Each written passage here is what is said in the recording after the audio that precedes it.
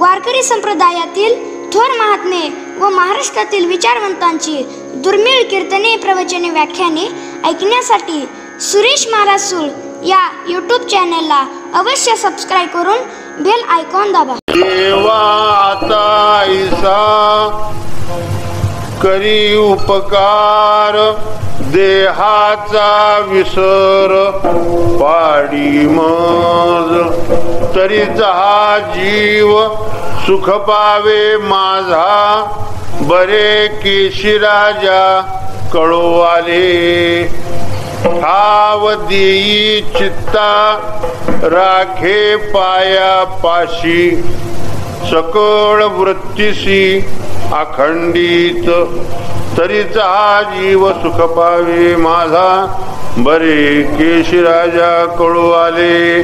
आस भय चिंता लज्जा काम क्रोध, तोडावा संबंध यांचा माझा, तरीचा हा जीव सुख पावे माझा, बरे केशिराजा कळू आले. मागणे ते एक हेची आहे आता, नाम मुखी संता संग देई, तरीचा हा जीव सुख पावे माझा, बरे केशिराजा कळू आले.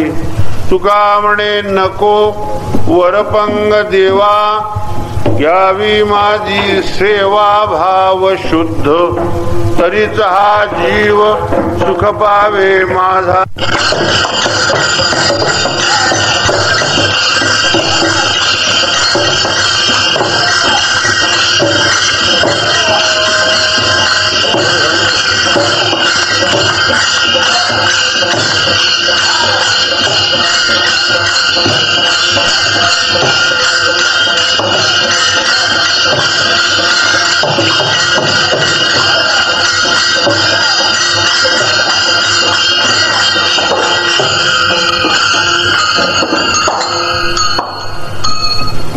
सकल संत शिरोमणी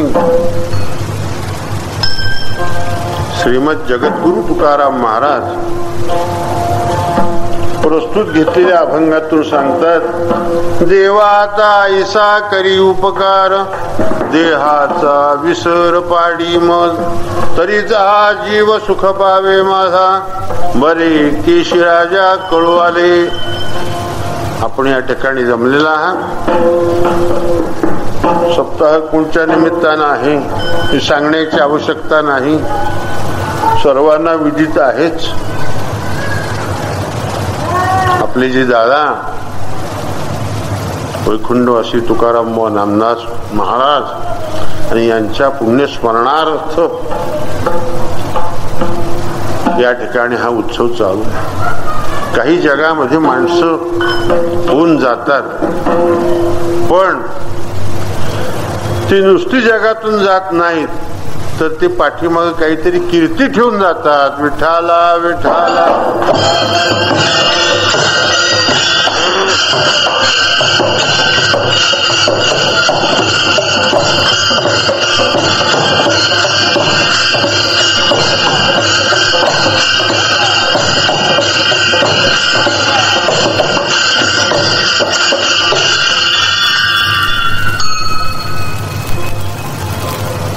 शहाणी माणसं होऊन गेलेली आहे दादांसारखी.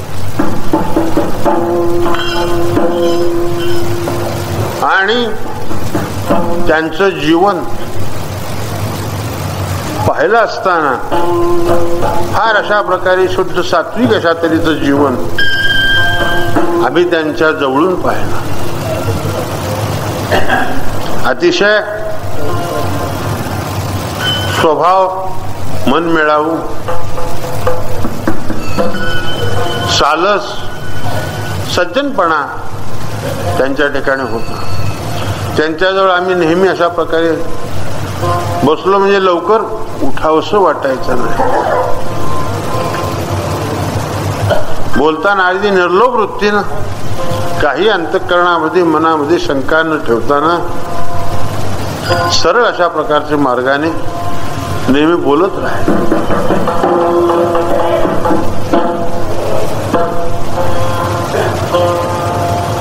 त्यांच्या ठिकाणच्या एक एक गुणांचं वर्णन करायचं म्हणजे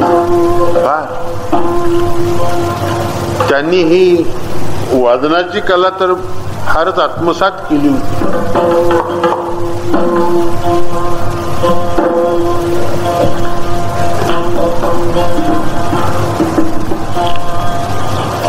त्यांचे गुरु होते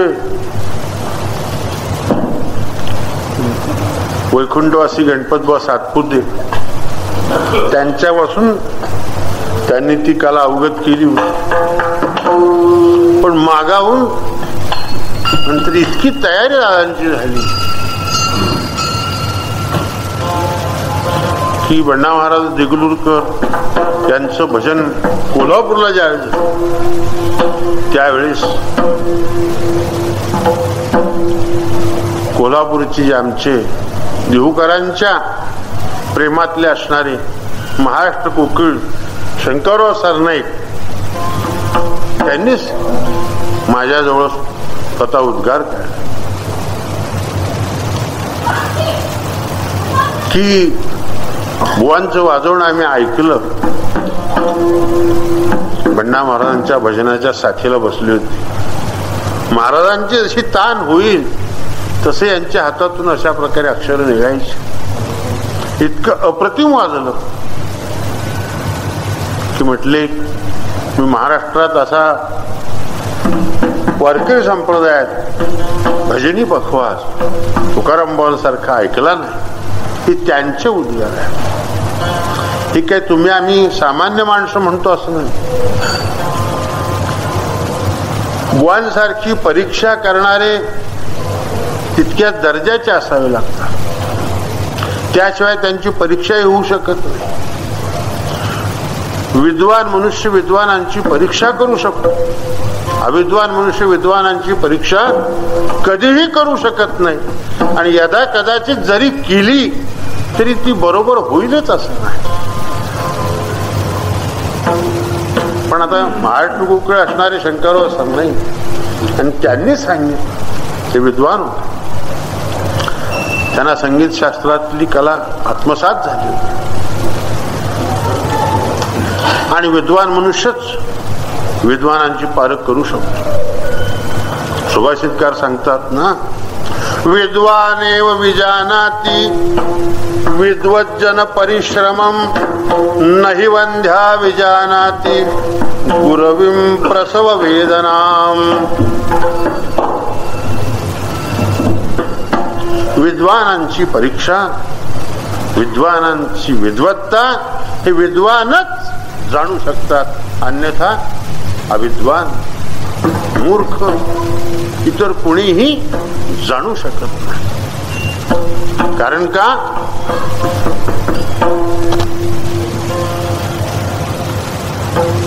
वांद्याला उदाहरण दिलेलं आहे. वांजबाईला ज्याप्रमाणे प्रसूतिकालच्या वेदना काय असतात ती माहिती नसते. जरी ती दुसऱ्याचं ऐकून बोलत असली तर प्रत्यक्ष अनुभव तिला नसल्या कारणाने ती जाणू शकत नाही, सांगू शकत नाही. महाराज तर इतकं सूक्ष्म निरीक्षण करून सांगतात, व्याधीची अंगी आसक्ती वेदना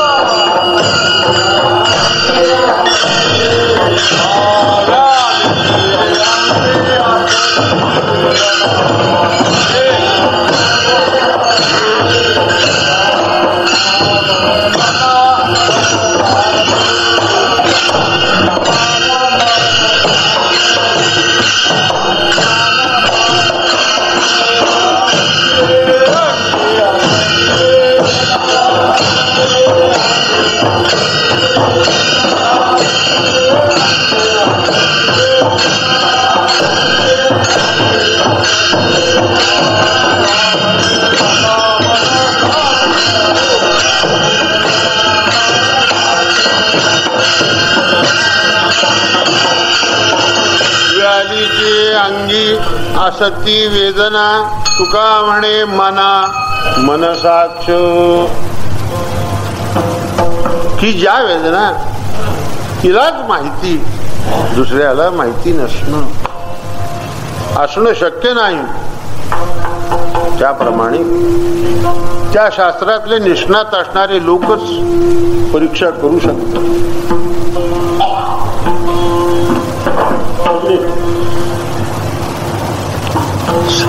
त्यांनी पुष्कळशे शिष्य तयार केले.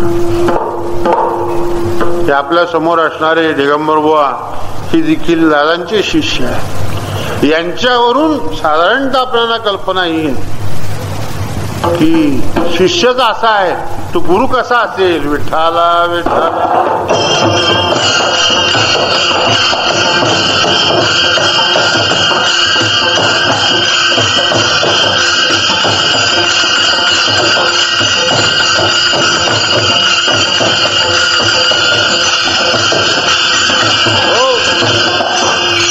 अशा तऱ्हेचे पुष्कळ त्यांच्या आमच्या गुणांचे पैलू आहेत.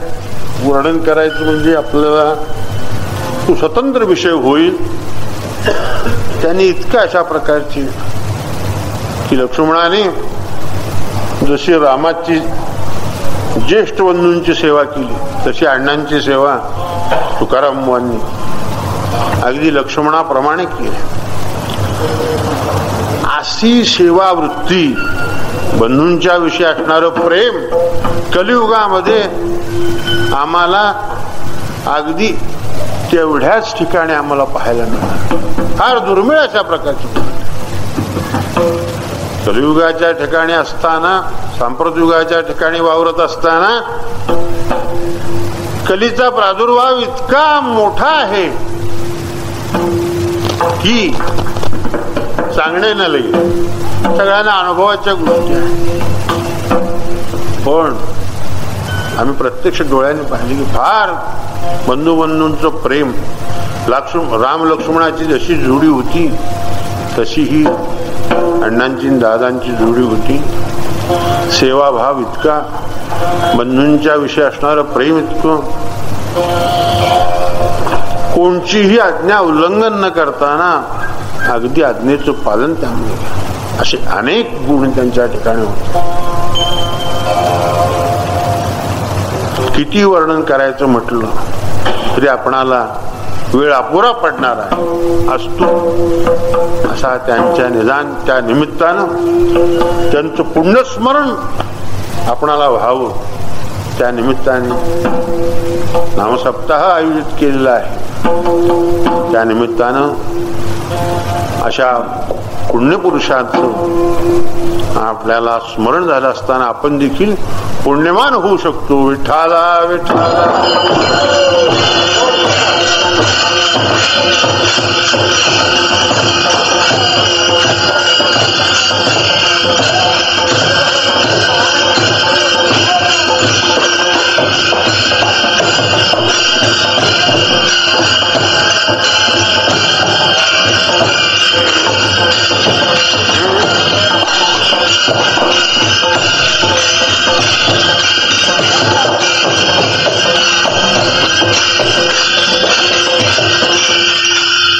असतो. आपल्याला सेवेकरता घेतल्या अभंगात आहे त्याचा थोडक्यात विचार करायचा आहे. महाराज म्हणतात, देवाचा ऐसा करी उपकार, देहाचा विसर पाडी मज. देवाला उद्देशून देवा सन्मुख उभे राहून महाराज देवाला अर्थात देव म्हटल्यानंतर तुकाराम महाराज असो, नामदेव महाराज असो, नामदेव आणि तुकाराम तुकोबा राय यांच्या दृष्टीनं अभंगामध्ये केशीराज हा नामोल्लेख झालेलाच आहे, केलेलाच आहे महाराजांनी. नामदेवरायांचं ज्याप्रमाणे आवडीचं नाव केशीराज, पांडुरंगाला केशीराज या नावाने नामदेवरायाने अनेक ठिकाणी संबोधलेला आहे. त्यांचाच अवतार तुकोबा यांचा असल्या कारणाने त्यांनी देखील केशीराज या नावाने या पांडुरंगाला संबोधले. कारण का की हे जे संत महात्मे असतात यांना बाकीच्या देवदेवतांच्या ठिकाणी जाण्याची गरजच नाही. कारण का की त्यांचं हे दैवत ठरलेलं आहे की ते या पांडुरंगाला सोडून अन्य देवाच्याकडे जाणारच नाहीत. कारण का प्रमाणभूत त्यांनी आपल्या स्वतःच्या ठिकाणी मानलेला देव असेल तर हा पंढरीचा पांडुरंग आहे. तीर्थ मानला असेल तर हे चंद्रभागेला तीर्थ त्यांनी मानलेलं आहे आणि क्षेत्र मानला असेल तर या पंढरीला त्यांनी क्षेत्र मानलंय. विठाला विठाला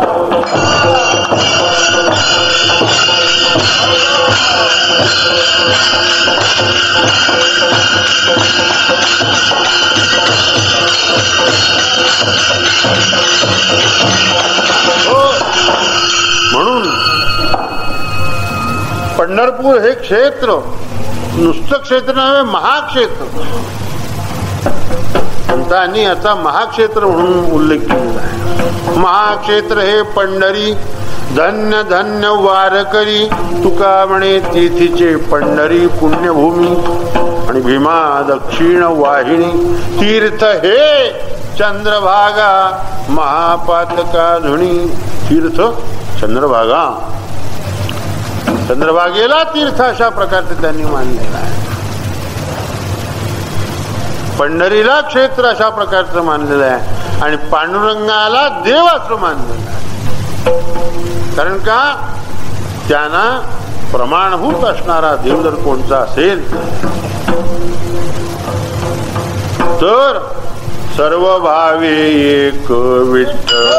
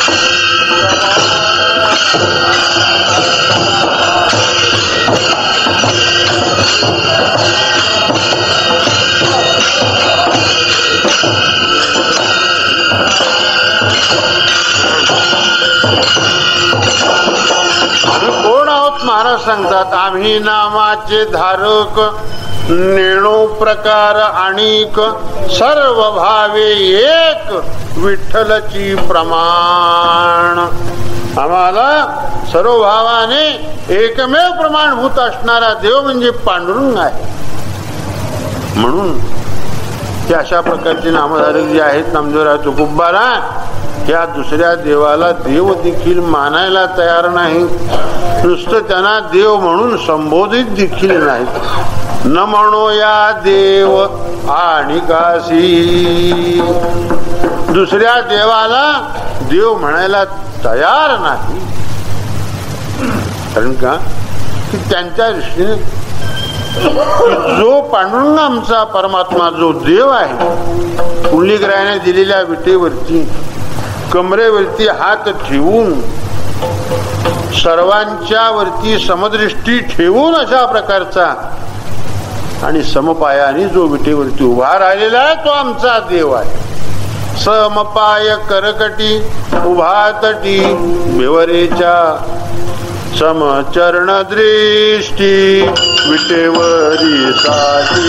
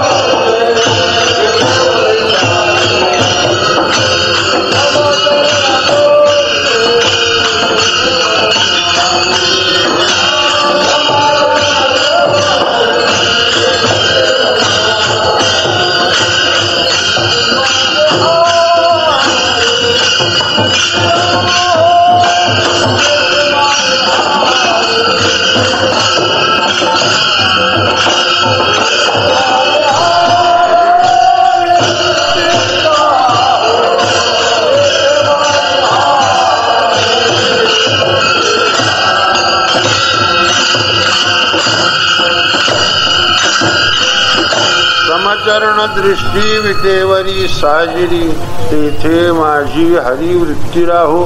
असा समचरण दृष्टी ठेवून सर्वांच्या वरती समदृष्टी ठेवणारा देव जर असेल तर हा पंढरीमध्ये विटेवरती उभा आहे हाच देव. त्याच्या ठिकाणी दर्शनाला कोणीही येणार असेल, दर्शन हेळा मात्रे तया होय मुक्ती. सगळ्याला मोक्ष देण्याकरताच तू विटेवरती उभा आहे. विठाला विठाला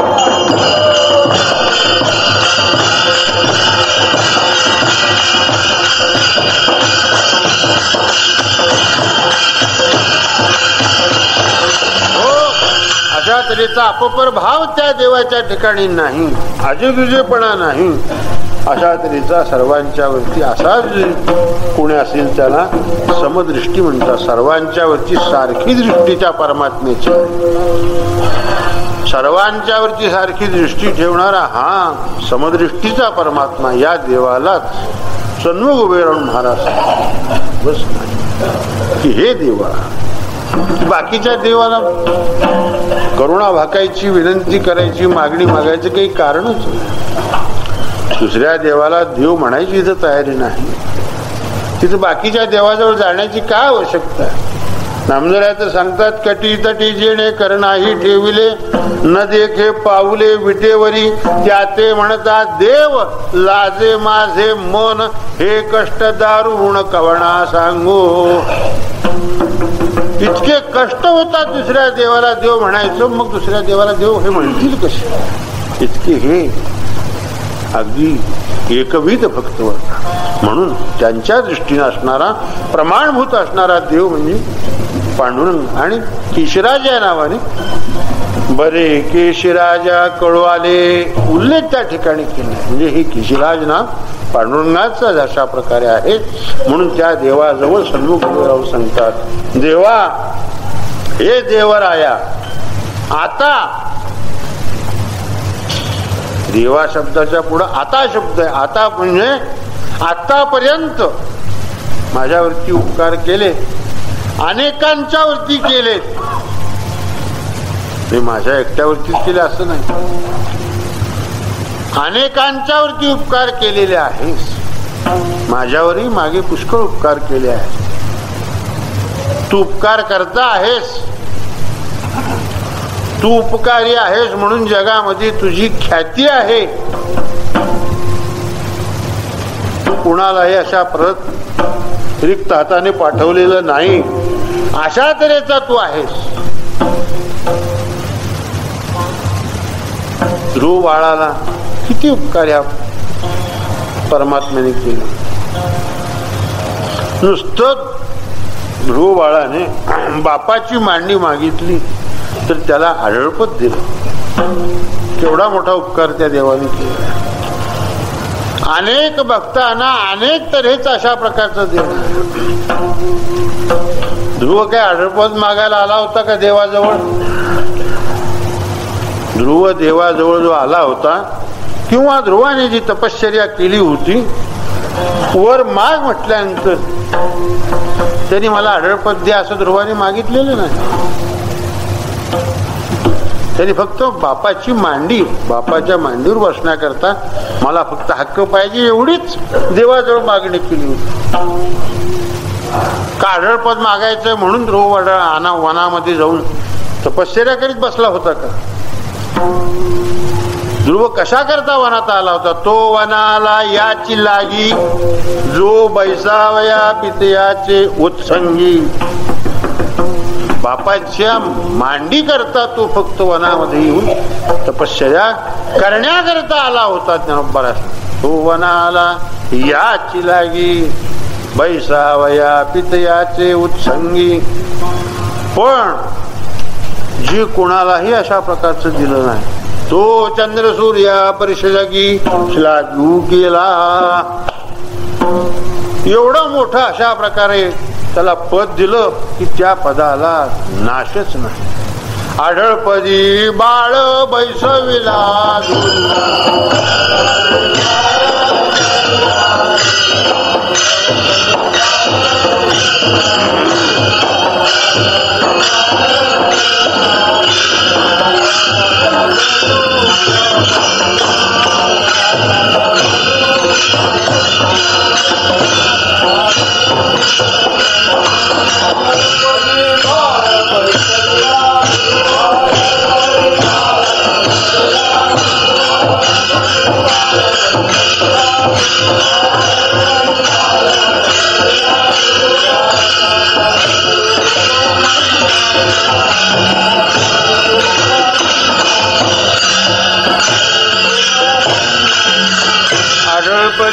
बाळ बैसविला धुळू शिराचा सागरू उपमान्या. अल्पच अशा प्रकारे ध्रुवाला दिलो. त्याचप्रमाणे उपमन्यू ब्राह्मणाचा मुलगा पुरुषामध्ये त्याची कथा आलेली आहे. एक गरीब ब्राह्मणाचा मुलगा अशा प्रकारे उपमन्यू नावाचा होता. घरामध्ये 18 विश्व दारिद्र्य, दूध पिण्याकरता पैसे नसायचे दूध आणण्याकरता, म्हणून खरं गाईचं दूध तो पिऊ शकला नाही. म्हणून आई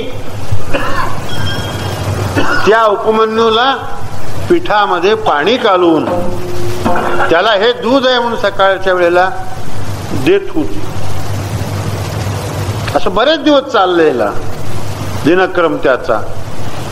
ते पिठाचं पाणी प्यायचा, पण जोपर्यंत त्याला खऱ्या दुधाची चव नव्हती किंवा खरं दूध कशाला म्हणतात हे कळाले नव्हतं, तोपर्यंत तो पिला. आईने त्याला पाजलं, तोही आईच्या म्हणण्याप्रमाणे प्याला. एके दिवशी सहज कर्म धर्म संयोगाने कोजागिरी पौर्णिमेसारखा दिवस उजाडतोच दरवर्षी. उपमन्यूच्या मित्राने दूध पिण्याकरता नेला असे.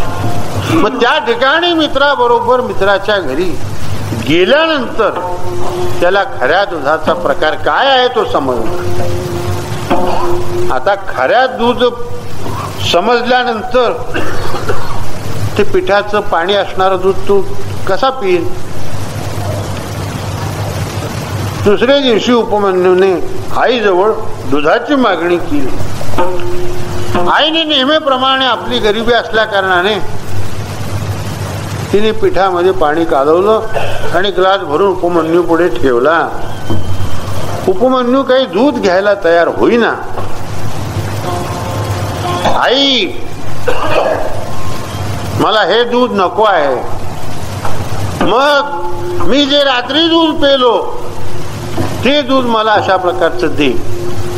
आईने पुष्कळ समजावण्याचा प्रयत्न केला की बाबा आपण गरीब आहोत, आपणाला ते दूध पिण्याचं सामर्थ्य नाही आहे, परिस्थिती आपली ते दूध पिण्याची नाही आहे. म्हणून ज्या परिस्थितीमध्ये जसं आपल्याला देवाने ठेवलं असेल तसंच तुला राहायला पाहिजे.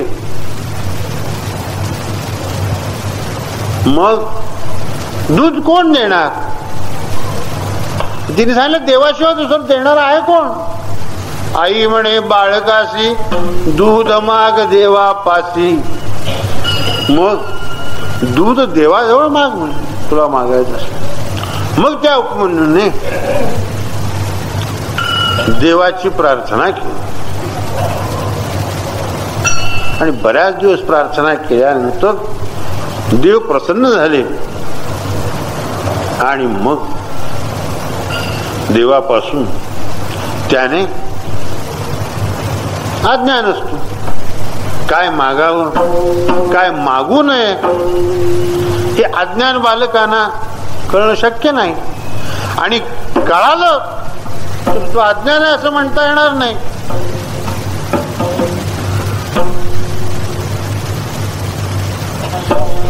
कारण अज्ञान कसं म्हणता येईल तर त्याला पूर्ण ज्ञान जर झालं असेल तर.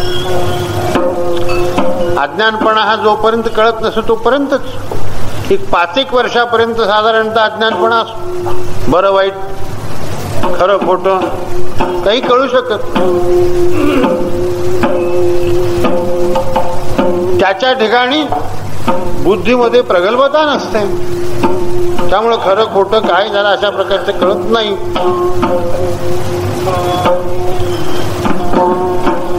मग काय मागावं काय मागू नये हे त्याला काय कळणार आहे. अज्ञानीच असल्या कारणाने त्याला ते कळणं शक्य नव्हतं. त्याने आपल्या अजाणतेपणे देव प्रसन्न झाले. प्रसन्न झाल्यानंतर वर माग म्हणून देवाने सांगितलं. उपमन्यूने पुढे आपलं सांगितलं की देवा मला दुसरं काही नको, मला एक रोज वाटीभरून दूध मिळेल असं तुम्ही रोज वाटीभर. देवाने त्याला क्षीरसागर देऊन टाकला. मागा दूध दे म्हणितले यासाठी, अवघी क्षीराब्धीची करोनी वाटी, उपमन्ये पुढे धुर्जटी ठेविली जैसी. त्याला क्षीराचा सागर देऊन टाकला. म्हणून महाराज म्हणतात क्षीराचा सागर उपमन्या.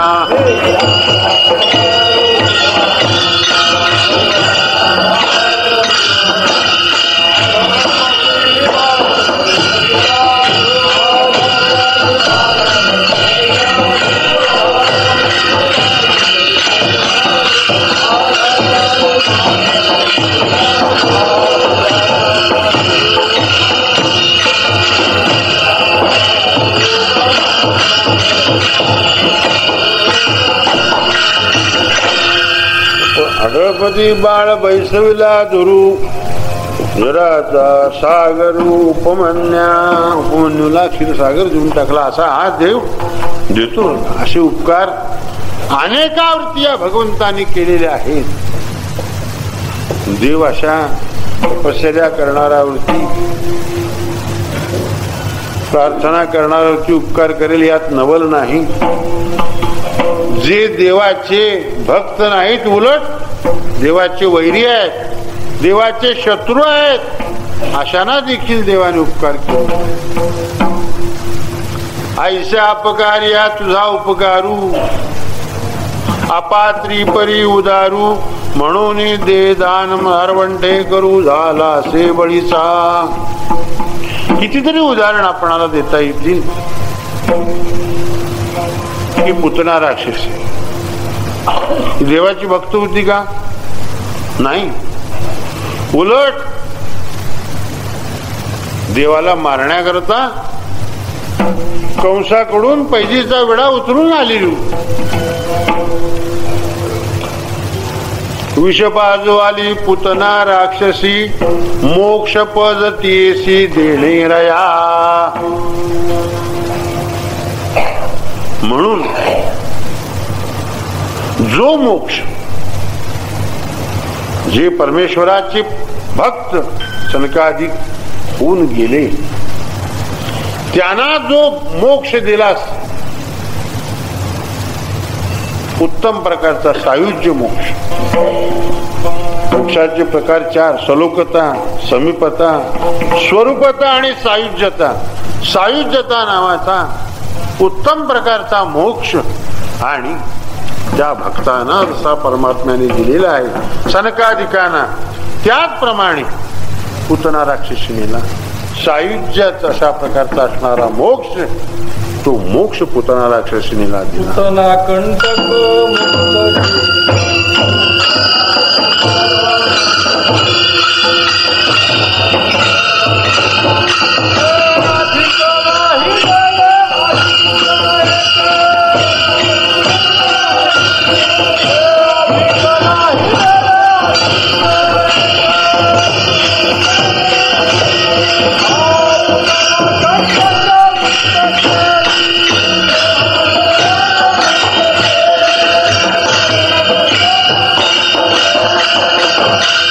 नाही देणे आरी मित्रा एक, आणि पुतना कंटक मुक्त केली. पुतना राक्षसीला मुक्त केलं म्हणून मोक्ष पद येसी देणे राया. सायुज्य नावाचा मोक्ष दिला. तुवा सनकाधिकाची निमाने, सायुज्य सौरसूत झाला पुतणे, जी विषयाची निस्तनपाने मारू आली. या पुतना राक्षसीला मोक्ष दिला. त्याचप्रमाणे शिशुपाळ हा भगवंताचा अतिभाऊ. तो काय परमेश्वराचा पांडुरंगाचा भगवान कृष्ण परमात्म्याचा काही भक्त होता का? नाही. पण परमात्म्याला पाण्यात पाहणार, शत्रुत्व बुद्धीने बघणार. ज्यावेळेस पांडवांनी राजसूयाग केला आणि त्या राजसूय यागाची वेळी अग्रपूजेचा मान कोणाला द्यावं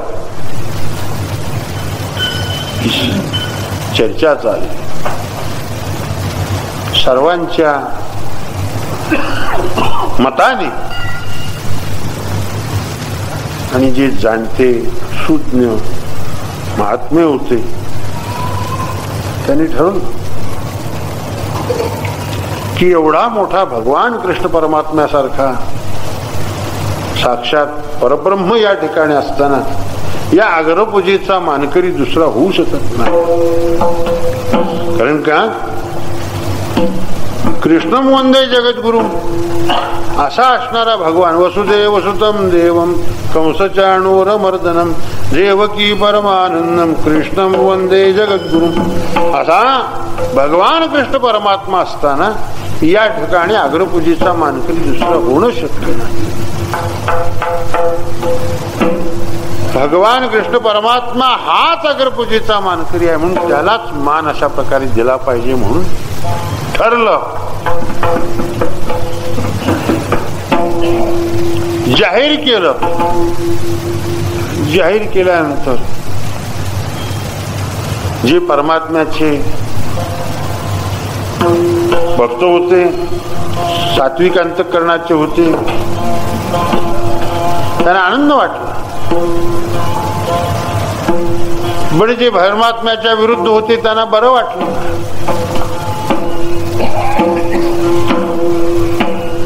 काहीने बोलून अशा प्रकारचे न दाखवण्याचं ठरवलं. मनामध्ये आपला राग आलेला आहे पण आता मनामध्ये ठेवायचं काही इलाज नाही.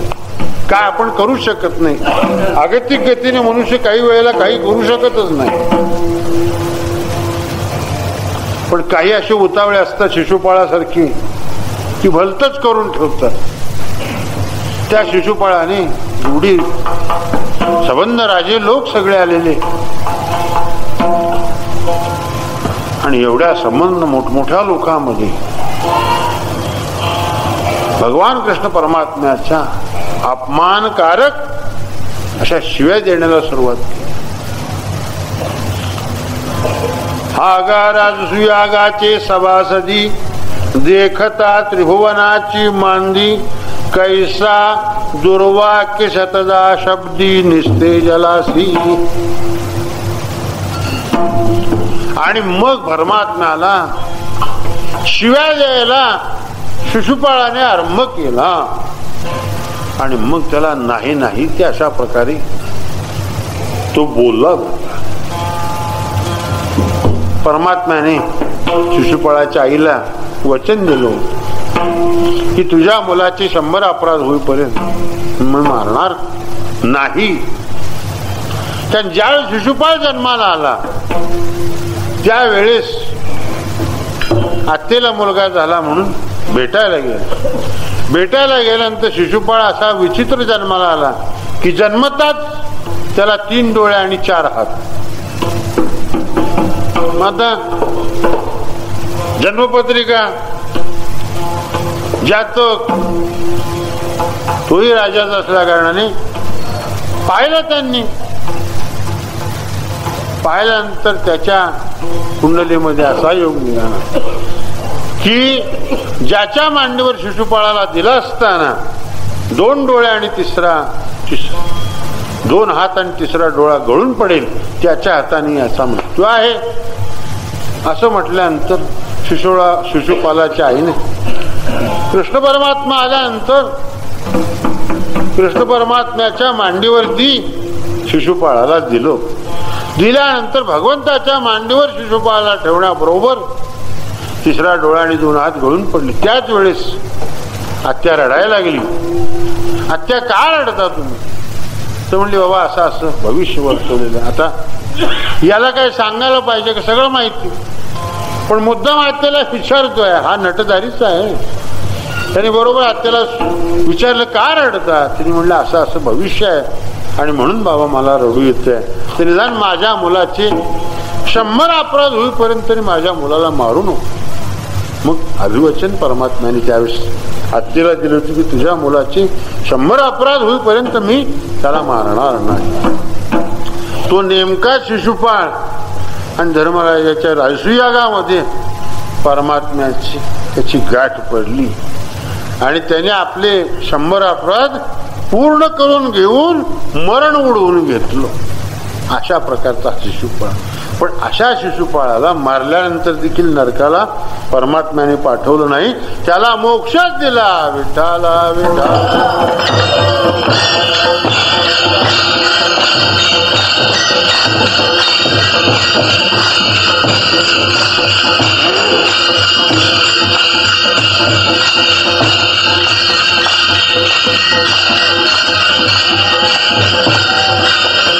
म्हणून महाराज सांगतात की बाबा तू असा उपकार करणारा आहेस, शत्रूंच्यावर देखील उपकार करतोस, अभक्तांच्यावरती उपकार करतोस, राक्षसांच्यावरती उपकार करतोस, असा उपकार करणारा आहे. भक्तांच्यावरतीच नुसते उपकार करतो नव्हे, तर अशांच्यावरती सुद्धा अनेकांच्यावरती उपकार केले, माझ्यावरती अशा तऱ्हेचे उपकार केले आहेत. पण आता मात्र मी सांगतो असा उपकार कर.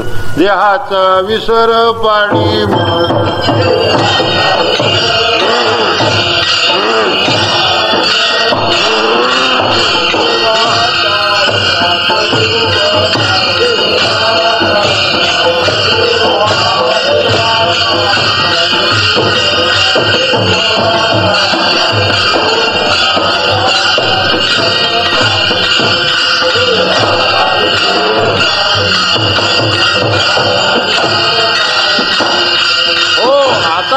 असा उपकार कर.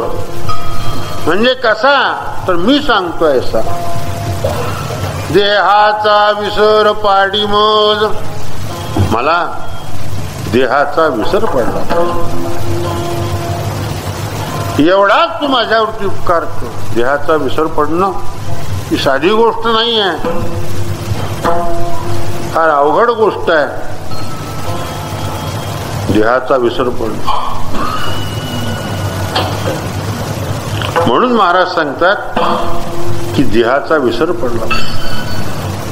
जीवाला देवाचा विसर पडतो, देहाचा विसर पडत नाही.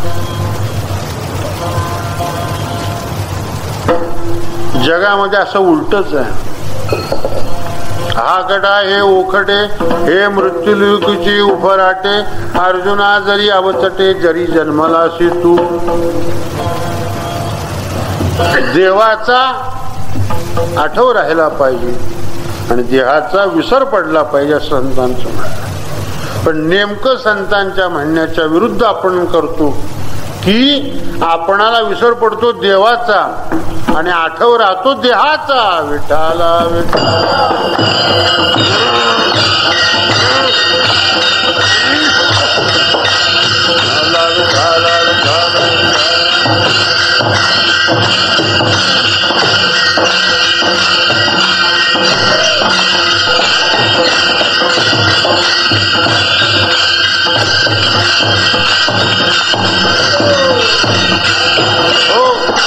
म्हणून देवाचा आठव राहिला पाहिजे, देहाचा विसर पडला पाहिजे. देहाचा विसर पडल्याशिवाय देवाचा आठव राहत नाही. देहाचा विसर पडल्याशिवाय देवाचा आठव राहत नाही. संतांना स्वतःच्या देहाचा विसर पडला म्हणून 24 तास त्यांना देवाचा आठव राहिला.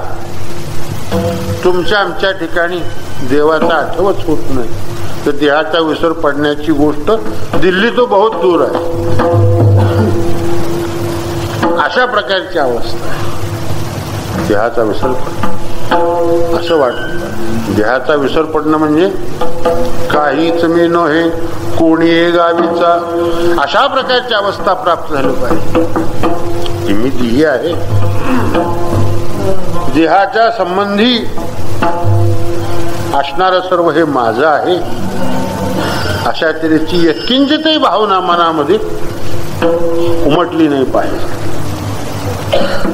कारण का नुसतं स्वतःला देही म्हणून घेण्यामध्ये कोटी ब्रह्महत्येचं पातक त्या जीवाला भोगावं लागतं. मी देही म्हणता ब्रह्महत्या कोटी येऊनिया पाठी थापटी.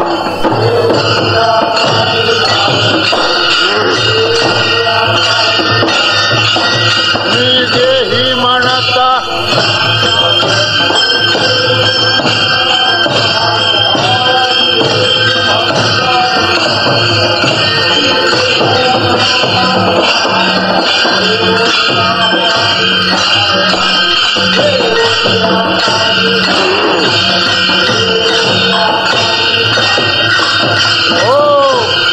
देही म्हणता ब्रह्महत्या कोटी येऊन या पाठी थापटी.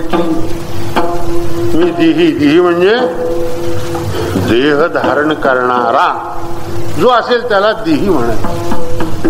असं जर स्वतःला आपण देही समजलो तर ब्रह्महत्येचं पातक आपल्याला कोटी ब्रह्महत्येचं पातक असतं, नुसत्या एक ब्रह्महत्येचं पातक. त्या ब्रह्महत्या वणवण करीत फिरतच असतात. त्यांचे कशा करता? आपलं गिऱ्हाईक शोधण्याकरता. मग मी देही म्हणणारा त्याच्या पाठीवरती थाप टाकतात. हे आपलं गिऱ्हाईक झालं. म्हणून मी देही म्हणता ब्रह्महत्या कोटी येऊन या पाठी थापटी. त्याचं ते गिऱ्हाईक पण बसतो. म्हणून स्वतःला देही संत महात्मे कधी म्हणून घेत नाही.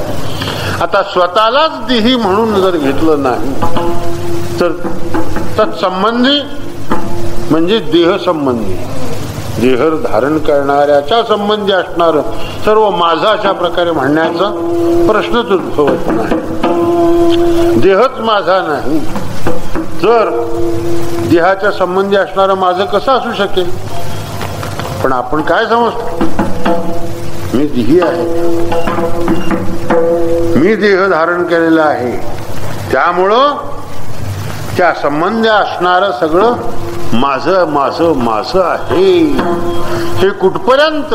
चौघाच्या खांद्यावर जाईपर्यंत. विठाला विठाला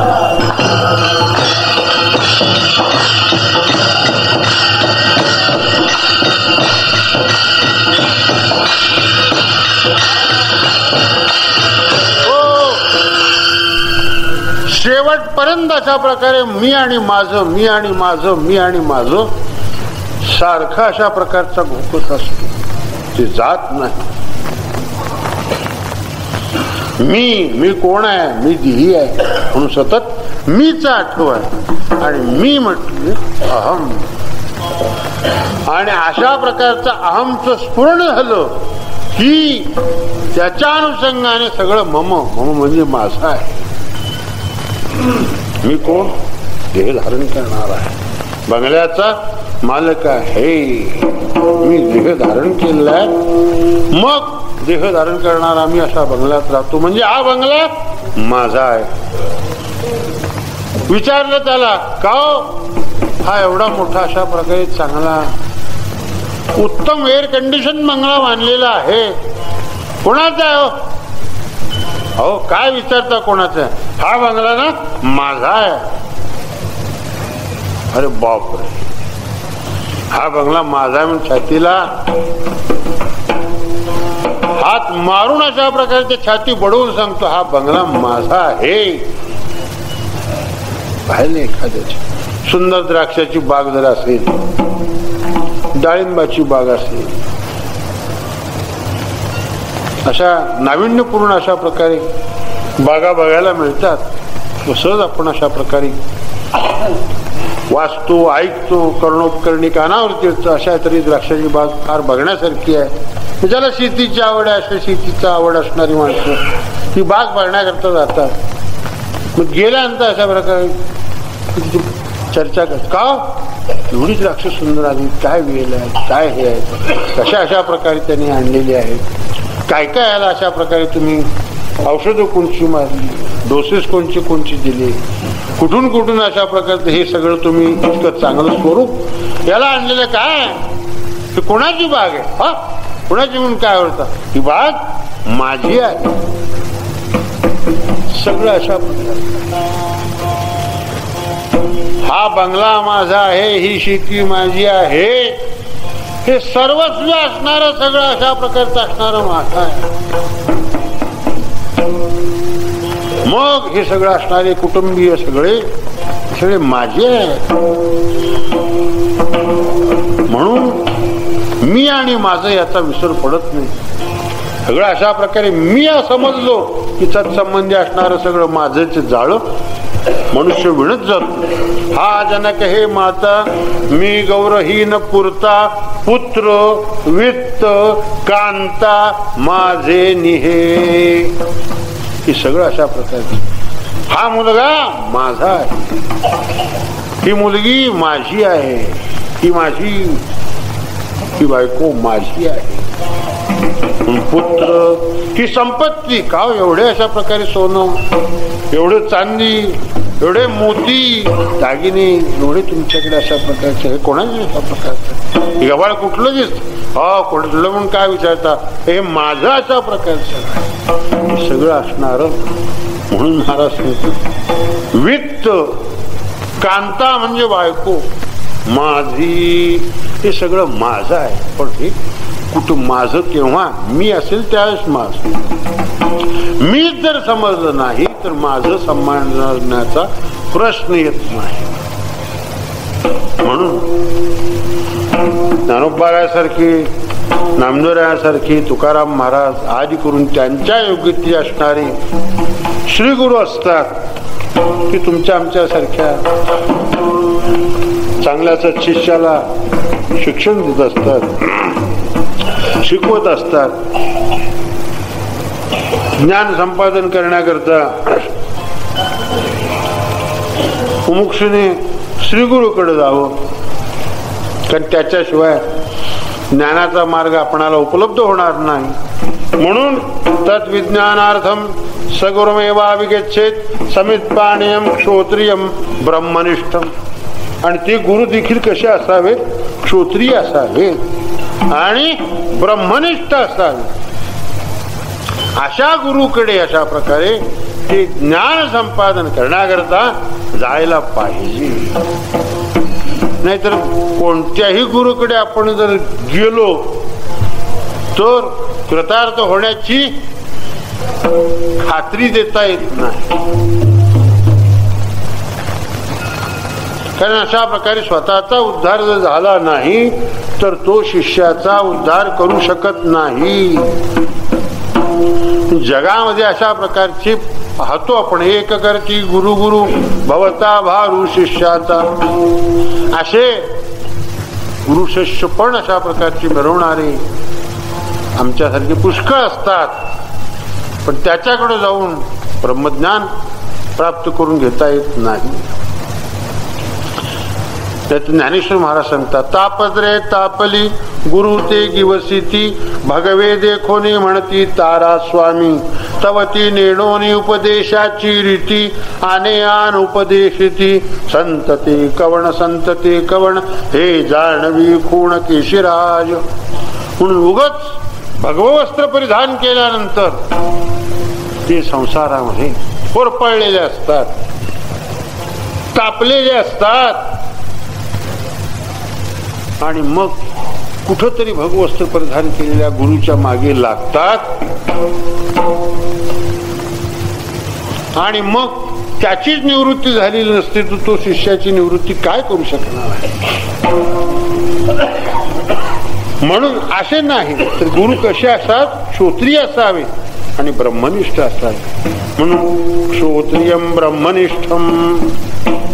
मग अशा गुरुकडे, श्री गुरुकडे गेला असताना ते शिष्याला सन्मार्गाला लावतात, उत्तम तऱ्हेचा अशा प्रकारचा योग्य उपदेश करतात की बाबा रे न त्वं देहो नेंद्रियाणी न मनो न धी.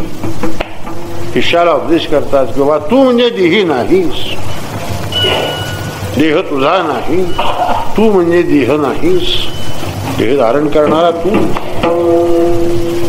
तू म्हणजे इंद्रिय नाहीस, तू म्हणजे मन नाहीस आणि तू म्हणजे बुद्धी नाहीस.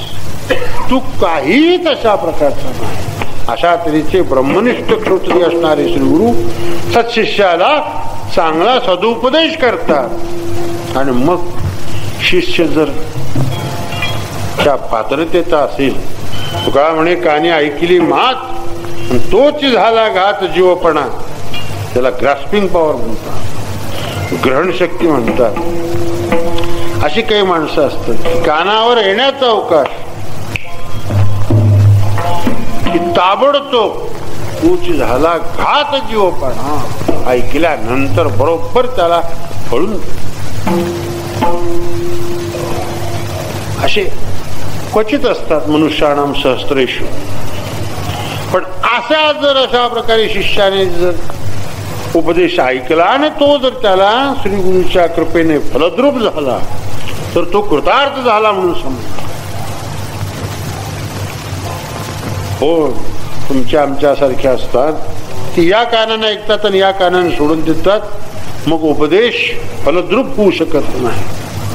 म्हणून मी आणि माझं, मी आणि माझं म्हणताना अशा प्रकारे म्हणतो, पण समजताना समजत नाही. म्हणताना म्हणतो माझा देह आहे, माझा देह म्हणण्यामध्ये मी देहाहून निराळा आहे.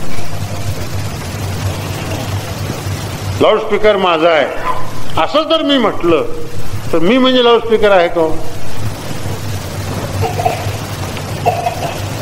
भाकरेवा म्हणले पखवाज माझा आहे म्हणजे पखवाज म्हणजे भाकरेवा आहेत का? पखवाज त्यांचा जर असेल तर ते पखवाजाहून निराळे आहे म्हणताना असं म्हणतो. तसं देह माझा म्हणतो, माझा म्हणण्यामध्ये मी देहाहून निराळा आहे असा सरळ स्पष्ट अर्थ निघतो.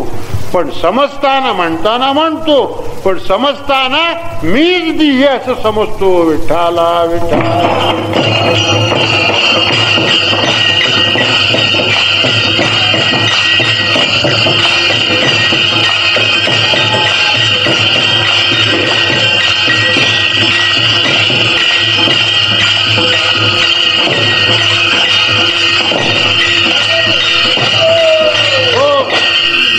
अशा प्रकारे मासे पण अशा प्रकारचा असतो.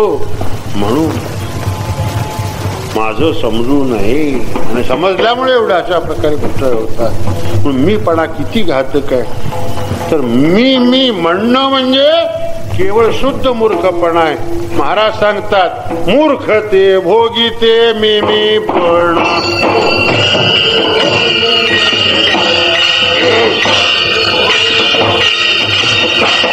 होता काय पदरीचे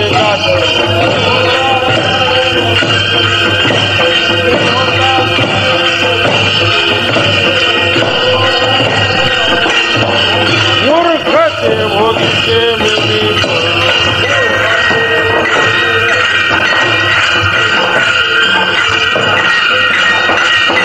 महाराज सांगतात मुके होता काय पदरीचे जाते मूर्खते भोगीते मी पण. मूर्ख मी म्हणणारे सगळे मूर्ख अशा प्रकारे. म्हणून मुके होता काय पदरीचे जाते मूर्खते भोगीते मी पण. अशा प्रकारे मीपणा म्हणणं म्हणजे मूर्खपणा, याशिवाय दुसरं काहीही नाही. अशा तऱ्हेनं मी आणि माझं, मी आणि माझं, मी आणि माझं म्हणजे सतत देहाचा आठ आणि मी आणि माझं याचा विसर पडणं म्हणजे देहाचा विसर पडणं. अशा तऱ्हेनं मी आणि माझं एक गेलं पाहिजे म्हणजेच मला देहाचा विसर पडला पाहिजे. म्हणून महाराज सांगतात देहाचा विसर पाडी माझ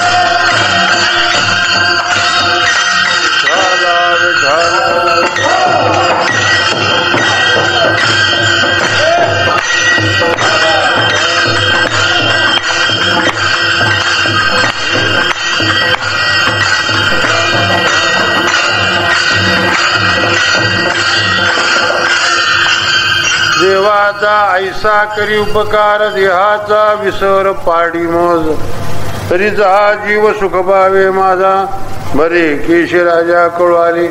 असं जर देहाचा विसर पडला तरच देवा माझ्या जीवाला सुखाची प्राप्ती होणार आहे. तरीच हा जीव सुख पावे माझा बरे केशी राजा कळू आले. हे केशी राजा आणि मला हे अशा प्रकारे चांगलं कळून चुकलेलं आहे की असं जर झालं तरच माझ्या जीवाला सुख होणार आहे. असं झालं नाही तर सुख होणार नाही. ही त्रिकालाबाधी सत्य अशा प्रकारची गोष्ट आहे. असं झालं पाहिजे, देहाचा विसर पडला पाहिजे तरच माझ्या जीवाला सुख लाभणार आहे, अन्यथा सुख लाभणार नाही. म्हणून तरीचा हा जीव सुख पावे माझा बरे केशराजा कळू आले. हे सुख लागण्याकरता काय केलं पाहिजे तर हे जे चित्त आहे हे देवाच्या पायाजवळ ठेवलं पाहिजे. कारण चित्त स्वभावता चंचल आहे. चित्ताचा स्वभाव चंचल आहे.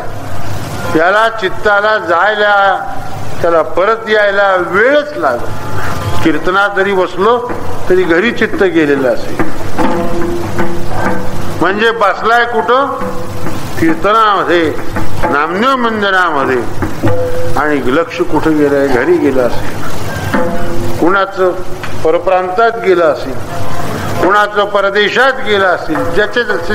ज्याचे व्याप असतील त्या व्यापानुसार ते चित्त भरकटत जाणार आहे. ते चित्त तसंच अशा प्रकारे वाहत जाणार आहे. म्हणून चित्ताचा स्वभाव चंचल आहे. बहुत चंचल चपल जाता येता न लगे वेळ. या चित्ताला चंचलता असल्या कारणे जाण्याकरता आणि पुन्हा परत येण्याकरता वेळ लागत नाही. लागलीच अशा प्रकारे जातही आणि येतही. म्हणून जरी आपण मुखाने नामस्मरण करीत असला असं जरी दिसत असला तरी मुखाने नाम घेतो पण त्याचं चित्त नाम घेतो आहे खरा पण चित्त नामीच्या ठिकाणी जडलेलं आहे का नाही हे सांगता येत नाही. कारण संत सांगतात नाम जपत आहे वैखरी आणि चित्त धावे विषयावरी. वैखरी वाणीनं नामस्मरण करतो आहे दिसतो आहे खरा पण चित्ताने तो नामी जवळ असेल असं मात्र म्हणता येणार नाही. असा या चित्ताचा स्वभाव आहे. म्हणून तो त्याचं नामस्मरण करतो आहे त्या नामाने ओळखला जाणारा जो नामी आहे त्याच्याजवळ त्याचं चित्त जडलं असेल तर त्याला फल मिळणार आहे नामस्मरण केल्याचं. नाही तर फल मिळणार नाही. चित्त नाही नामी तरी ते व्यर्थ. पुष्कळ अशा प्रकारे फिरला तीर्थयात्रा केल्या पण चित्त नामीच्या ठिकाणी जर जडलं नाही तर काय त्याचा उपयोग आहे. म्हणून ज्ञानोबाला सांगतात चित्त नाही नामी तरी ते व्यर्थ.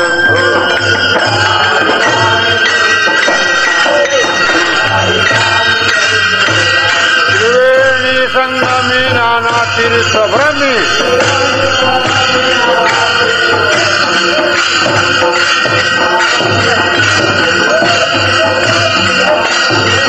चित्त नाही नामी तरी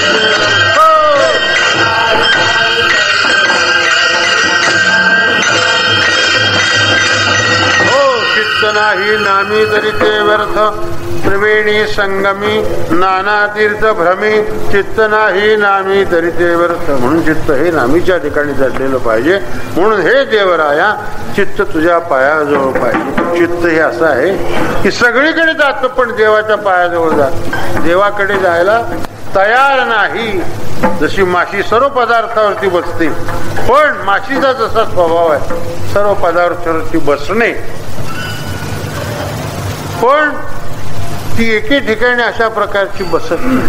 म्हणजे विस्तवावर बसत. माशी जशी सर्व पदार्थावरती बसून विस्तवावरती बसत नाही त्याप्रमाणे चित्त सगळीकडे धावतो फक्त देवाकडे धावत नाही. विठ्ठला विठ्ठला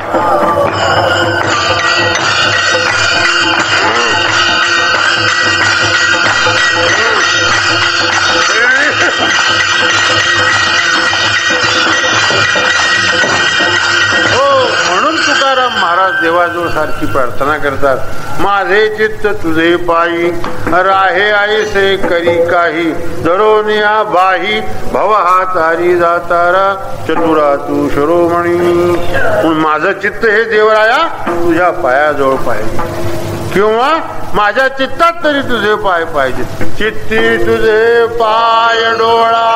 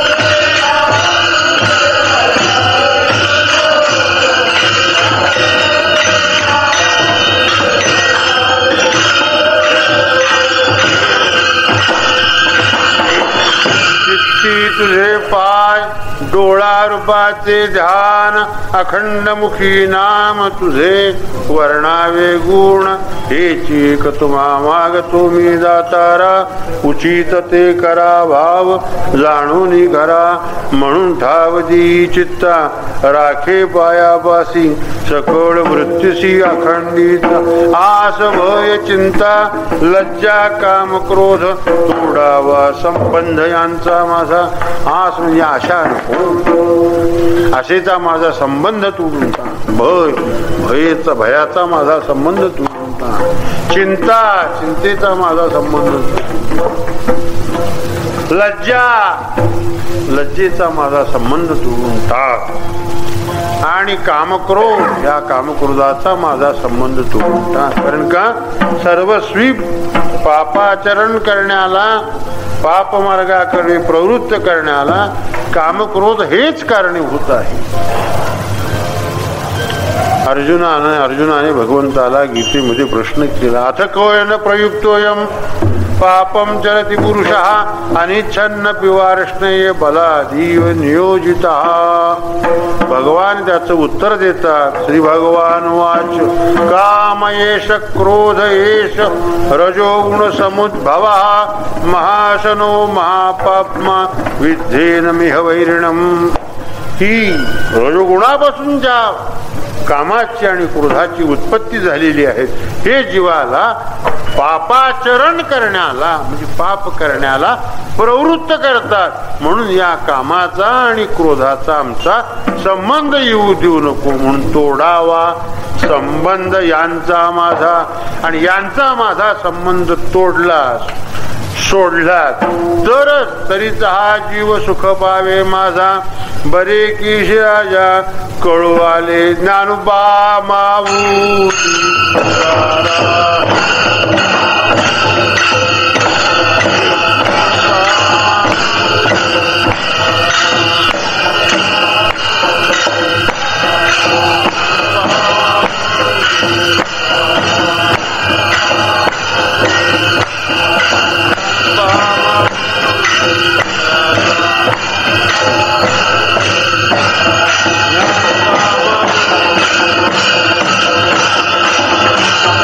बोला पुंडलिक.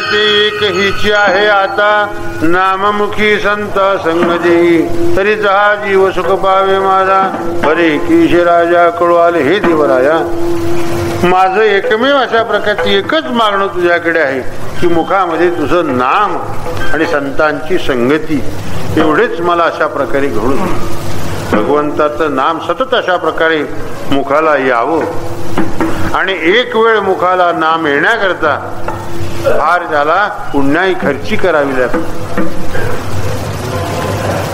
कारण का बहुत सुकृताची जोडी म्हणून विठ्ठल आवड जयाचे वाचे पुढा भोजे नाम नाचत असे माझे जे जन्म सहस्त्र ओळगीचे एक वेळ यावया. एक वेळ भगवंताचं नाम मुखाला येण्याकरता तिळ तिळ पुण्य साचा पडे तरी हे बहुता जन्मी जोडे नाम तुझे वाचेशी आतुडे समागम घडे संतांचा. म्हणून हे देवराया हजारो जन्माची पुण्याई जन्म जन्मांतरीची असेल पुण्य सामुग्री तरीच नाम जिव्हाग्री येईल श्रीरामाचे. देवाचं नाम येण्याकरता जन्म जन्मांतराची पुण्याई खर्ची करावी लागते त्यावेळेला देवाचं नाव मुखाला येतं. म्हणून हे देवराया मुखामध्ये तुझं नाम यावं आणि संतांची अखंड मला संगती घडावी. म्हणून देव वसे चित्ती त्याची घडावी संगती ऐसे आवडते मना देवा पुरवावी वासना संत संगती देई चरण सेवा जेणे हा तुझा विसर न पडावा हाची भाव माझी आज जीवा पूर्वी देवा मनोरथ अखंड दया तुझी प्रीती मज दे तयाची संगती मग मी कमळापती तुझबा नाणी कांटाळा पडून राहीन तये ठाई उगाची संताची पायी नमागे न करी काही तुझी आनगा विठोबा. तुकाराम तुकाराम तुकाराम.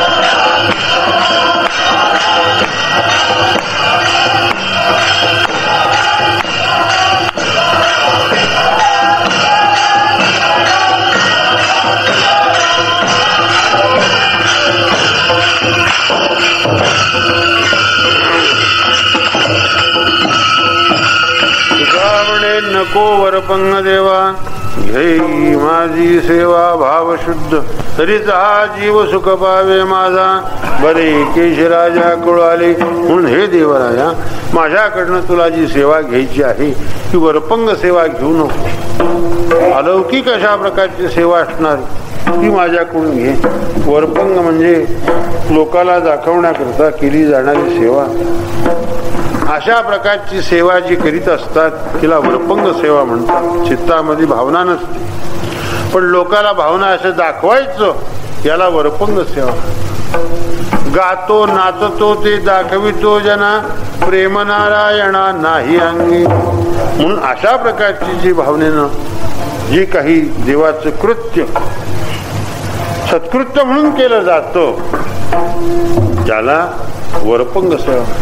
भाव शुद्ध, शुद्ध भावनेनं तुका म्हणे देवा, आणि सत्य घ्यावी. आता सत्य असणारी शुद्ध असणारी सेवा माझ्याकडून अशा प्रकारे केली जावी असं महाराज देवाला सांगतात, मागणी मागतात. तुका म्हणे नको वरपंग देवा, घेई माझी सेवा भाव शुद्ध, तरीच हा जीव सुख पावे माझा, बरे केशराजा कोळाले. नामदेव